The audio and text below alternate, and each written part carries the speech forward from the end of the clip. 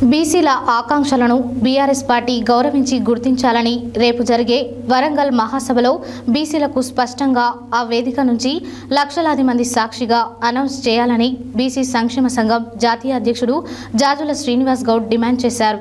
సోమవారం నల్గొండలో ఏర్పాటు చేసిన మీడియా సమావేశంలో ఆయన మాట్లాడారు.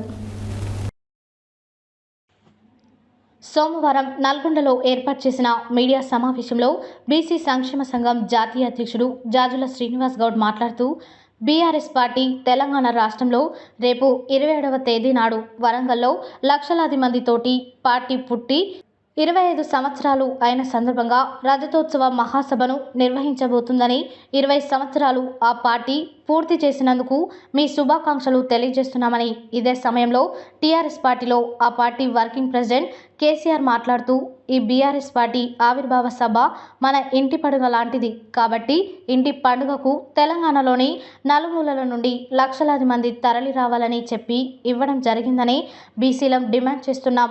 బీసీల ఆకాంక్షలను టీఆర్ఎస్ పార్టీ గౌరవించి గుర్తించాలని, రేపు జరిగే అటువంటి వరంగల్ మహాసభలో బీసీలకు స్పష్టంగా ఆ వేదిక నుంచి లక్షలాది మంది సాక్షిగా అనౌన్స్ చేయాలని సందర్భంగా మీరు డిమాండ్ చేస్తున్నాం అన్నారు.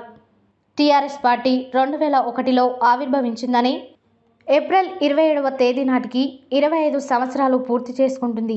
ఈ 25 ఏళ్లుగా టీఆర్ఎస్ పుట్టుక నుంచి నేటి వరకు ఒకే సమాజానికి వర్గానికి సంబంధించిన వాళ్ళు, అదేవిధంగా పిడికెడు శాతం కూడా లేనటువంటి, అరశాతం కూడా లేనటువంటి వెలమ సామాజిక వర్గానికి సంబంధించిన వాళ్ళే పార్టీ అధ్యక్ష పదవులు అనుభవించారని తెలిపారు. అదేవిధంగా ముఖ్యమంత్రి అవకాశం వస్తే 2 సార్లు వారే అనుభవించారు. కేసీఆర్ తప్పుకుంటే మళ్ళీ కేటీఆర్ వర్కింగ్ ప్రెసిడెంట్గా ఉన్నారని, మరి బీసీలకు టీఆర్ఎస్ పార్టీ పగ్గాలు ఎందుకు ఇవ్వరని మేము అడుగుతున్నాం అన్నారు. బీఆర్ఎస్ పార్టీ బీసీలకు ఇవాళ టీఆర్ఎస్ పార్టీ పగ్గాలు ఇస్తామని అనౌన్స్ చేస్తే వరంగల్ సభకు బీసీలు లక్షలాదిగా వస్తారని, మీరు బీసీలకు అనౌన్స్ చేయకుండా మేము బీసీలకు భవిష్యత్తులో బీసీ ముఖ్యమంత్రి ఇస్తామని కానీ, బీసీలకు బీఆర్ఎస్ పార్టీ అధ్యక్ష బాధ్యతలు ఇస్తామని కానీ, బీసీలకు కనీసం వర్కింగ్ ప్రెసిడెంట్ కానీ 60 లక్షల మంది సభ్యత్వం ఉంటే 660 లక్షల మందిలో 55 లక్షల మంది బీసీ, ఎస్సీ, ఎస్టీ, మైనార్టీలే ఉంటే 90% సభ్యత్వాలు మావి. జిందాబాద్ కొట్టింది మేము, జెండాలు మోసింది మేము అన్నారు. బీసీలకు బీఆర్ఎస్ పార్టీ సముచితమైన గౌరవం ఎందుకు ఇవ్వడం లేదని ప్రశ్నించారు. ఈ నెల 27వ తారీఖు నాడు జరగబోయే టీఆర్ఎస్ పార్టీ రజతోత్సవ సభకు తెలంగాణ నుంచి బీసీ వాళ్ళు రావాలి అంటే కేసీఆర్ గారు మనకు 2001 సంవత్సరం నుంచి ఆవరే అధ్యక్ష పదవిలో కొనసాగుతున్నాడు. ఇప్పటివరకు 11 సార్లు ఎలక్షన్లో వారికే అధ్యక్ష పదవి నామినేట్ చేసుకున్నారు వాళ్ళే. ఇప్పటి నుంచి రేపు జరగబోయే 25వ తారీఖు నాటికి మన బీసీలని తప్పకుండా అధ్యక్ష పదవి ఇవ్వాలి, లేకపోతే వచ్చేసారి మొత్తం పార్టీని బంద పెడతాము. అందులో 90% బీసీలు ఉంటే మాకు ఎందుకేరు, ఎన్నిసార్లు మీ కుటుంబ వాళ్ళకే ఇచ్చుకుంటారు, మాకు ఇవ్వకపోతే మాత్రం మీరు బయట తిరగనీయమని కూడా వారిని హెచ్చరిస్తున్నాం. ఉన్నారు 60% లేనటువంటి వెలమ సామాజిక వర్గానికి సంబంధించిన వాళ్ళు 11 సార్లు ఒక పార్టీ అధ్యక్షుడు ఎట్లా ఉంటారు? ఇప్పుడు జరిగేది 12వసారి పార్టీ అధ్యక్షుడిని ఎన్నుకుంటారు ఈ రజతోత్సవ సందర్భంగా. ఈసారైనా పార్టీ పగ్గాలు, బీఆర్ఎస్ పార్టీ పగ్గాలు బీసీలకు ఇవ్వాలి అని చెప్పి మేము డిమాండ్ చేస్తున్నాం. ఇంత మా కొండ లక్ష్మణ్ బాబూజీ, మా ప్రొఫెసర్ జయశంకర్, ఆల నరేంద్ర ఇంతమంది సపోర్ట్ చేస్తే ఇవాళ బీఆర్ఎస్ పార్టీ నిలబడ్డది. ఇంతెందుకు, మీరు పెట్రోల్ పోసుకుంటే మీకు అగ్గిపెట్టెలు దొరకలే, కానీ తెలంగాణ కోసం మొట్టమొదటి అమరవీరులు మా బీసీ బిడ్డలు. మా కాసోజు శ్రీకాంతాచారి మొట్టమొదటి తొలి అమరవీరులు, మా కానిస్టేబుల్ కిష్టయ్య మొట్టమొదటి తొలి అమరవీరులు, మా సిరిపురం యాదయ్య ఎన్సీసీ గేట్ కాడ తగలబెట్టుకొని చనిపోయినటువంటి మా శ్రీకాంతాచారి మా బీసీ బిడ్డ, సకల జనుల సమ్మె నడిపినటువంటి స్వామిగౌడు మా బీసీ బిడ్డ, విద్యార్థి జేఏసీ పెట్టి ఉద్యమాన్ని ఇలా ఉవ్వెత్తున అగ్నిలా మండించినటువంటి ఇలా రాజారాం యాదవ్ కానీ, పెడమర్తి రవి కానీ, ఇలా చాలామంది విద్యార్థి నాయకులు మా బీసీ, ఎస్సీ, ఎస్టీ బిడ్డలు. ఇలా పాములు చీమలు పెట్టిన పుట్టలు పాములకు నిలయమైనట్టు బీసీలు త్యాగం చేస్తే కుటుంబ పాలన అయిపోయింది. నేను అంటున్నా మీరు కుటుంబ పార్టీ అని నేను అంటున్నా. కాదు అని మీరు నిరూపించండి. లేదు మేము 11 ఏళ్లలో 2 బీసీలకు ఇచ్చినాం, ఇప్పుడు కాంగ్రెస్ పార్టీ ఉంది, ఇప్పటికీ 7గురినో 8 మందికో బీసీలకు కాంగ్రెస్ పార్టీ అధ్యక్ష బాధ్యతలు ఇచ్చింది. బీజేపీ పార్టీని కూడా మేము డిమాండ్ చేస్తున్నాం. ఒక బీఆర్ఎస్ పార్టీ కాదు, బీజేపీ కూడా ఒక బీసీకి ఎందుకు అధ్యక్ష బాధ్యతలు ఇవ్వదు? ఎందుకు ఊగిసలాట ఆడుతుంది? ఎందుకు డొంక తిరుగుడు మాటలు మాట్లాడుతుంది? ఎన్నికలు ఉన్నప్పుడు బీసీలు గుర్తొస్తారు కానీ ఎన్నికలు లేనప్పుడు బీసీలు గుర్తురారా? ఇవాళ బీజేపీ పార్టీ బీసీ ముఖ్యమంత్రి నినాదం ఎక్కడ పోయింది? ఎక్కడ కాకెత్తుకపోయింది? ఎక్కడ ఆ నినాదాన్ని కనుమరుగు చేశారు? బీసీ ముఖ్యమంత్రి అన్నటువంటి బీజేపీ పార్టీ బీజేఎల్పీ నేతగా పక్క పార్టీ కాంగ్రెస్ పార్టీలకు వచ్చినటువంటి మహేశ్వర్ రెడ్డికి ఎందుకు బీజేఎల్పీ నేతగా ఇచ్చారు? మా బీసీ బిడ్డ రాజాసింగ్ గారు 4 సార్లు ఎమ్మెల్యే అయినా ఎందుకు ఇవ్వలేదు?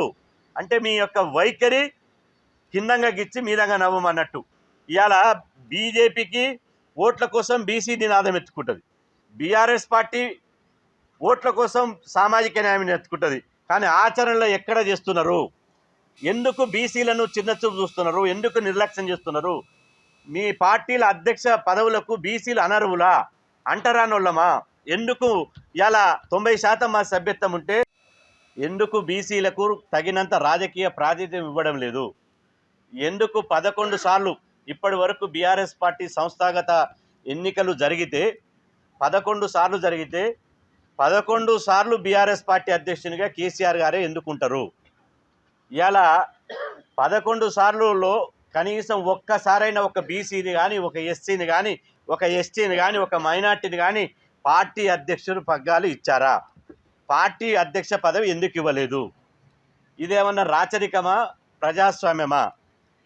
మీరు రాజుల కాలంలో, చక్రవర్తి కాలంలో బీఆర్ఎస్ పార్టీ ఉన్నదా, లేకపోతే ప్రజాస్వామ్యంలో ఉన్నదా? ఒకసారి తేల్చుకోవాలి. ఇవాళ ప్రజాస్వామ్యంలో ఉన్నదనుకుంటే 100కు 100% సామాజిక న్యాయం పాటించాలి. సామాజిక న్యాయం పాటించకుండా మళ్ళీ మేము అధికారంలోకి వస్తాం. కేసీఆర్ నిన్నమన్నా BRS party working president KTR ఏం మాట్లాడుతుండు? తెలంగాణ కేసీఆర్ని ముఖ్యమంత్రిగా చేసుకోలేకపోవడం తెలంగాణ ప్రజల దురదృష్టం అట. అసలు మీరుండడమే మాకు పెద్ద దురదృష్టం. 1% లేనోడు 4 కోట్ల మంది పరిపాలించడమే మా దురదృష్టం. ఇవాళ 1% ఉన్నోడు మా మీద పెత్తనం చేయడమే మా దురదృష్టం. నా పేరు నకరకంటి కాశయ్య గౌడ్, జిల్లా బీసీ సంక్షేమ సంఘం నల్లగొండ జిల్లా ఉపాధ్యక్షుని. నేడు నల్లగొండ బీసీ భవన్లో సీనన్న అధ్యక్షతన, మన సత్యనారాయణ నిలబడిన అధ్యక్షతన సీనన్న ముఖ్య అతిథి ఈ ప్రెస్ మీట్ జరుగుతున్నది. మరి సీనన్న ఎన్నో ఉద్యమాలు చేశాడు బీసీల కొరకు. దాని ఫలితమే మరి అలా రాష్ట్ర ప్రభుత్వం 42% విద్యా ఉద్యోగాలు, స్థానిక సంస్థల్లో రిజర్వేషన్లకు చట్టం చేసి రాష్ట్రపతికి పంపించడం జరిగింది. రాష్ట్ర ప్రభుత్వానికి ప్రత్యేక అభినందనలు. అదేవిధంగా మరి అలా ప్రత్యేకంగా ఏంటంటే రేపు రైతోత్సవ సభలో మరి టీఆర్ఎస్ రాష్ట్ర అధ్యక్షునిగా బీసీని నియమించాలని చెప్పి ఈ సందర్భాన ప్రత్యేకంగా డిమాండ్ చేయడం జరుగుతుంది. మరి ఏ పార్టీ అయినా కానీ బీసీలకు సముచిత స్థానం కల్పించినప్పుడే ఆ పార్టీకి మనుగడ ఉంటుందనేది అన్ని పార్టీలు గ్రహించాలి. అది కాంగ్రెస్ గ్రహించి ఒక పీసీసీ అధ్యక్షునిగా మరి మహేష్ కుమార్ గౌడ్ని నియమించారు. అదేవిధంగా బీజేపీ అయినా కానీ టీఆర్ఎస్ మరి బీసీలకు సముచిత స్థానం కల్పించినప్పుడు మాత్రమే వాళ్ళకు భవిష్యత్తు ఉంటుందని చెప్పి ఈ సందర్భాన్ని డిమాండ్ చేస్తూ పార్టీ అధ్యక్షునిగా బీఆర్ఎస్ పార్టీ అధ్యక్షునిగా ఒక బీసీకి ఇవ్వాలని చెప్పి, అదేవిధంగా 33 జిల్లాల్లో మరియు 20 జిల్లాలకు బీసీలనే అధ్యక్షులుగా నియమించాలని చెప్పి కూడా